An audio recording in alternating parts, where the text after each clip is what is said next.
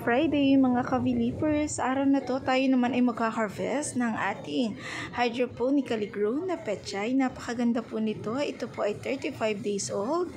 Kakat lang natin yung mga matured leaf at susunod na mga panahon yan pa po ay tutubo. Napakaganda niyang tingnan. Magandang sikat ng araw sa panahon na ito. Kaya tingnan niyo, green na green. Ito po ilalagay natin sa sinigang na isda. Napaka-fresh at napakaganda ng kanya pang mga ugat. Kukuhanin lang natin yung sobrang lalaki na kasi nagdidikit-dikit na po siya. Malaki ang nagiging pakinabang ko po sa aking pagtatanim. Bukod sa ito ay organic, ito po ay pesticide-free. Tanim ay isang magandang uri ng libangan.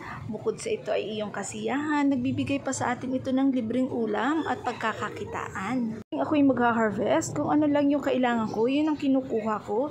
Para sa susunod, fresh na fresh pa rin yung makakain ng aming pamilya, lalo na ng aking mga anak.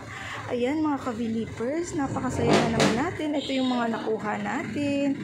Happy planting. Mamaya, kakain na tayo. Ayan yung nakuha ko po. God bless.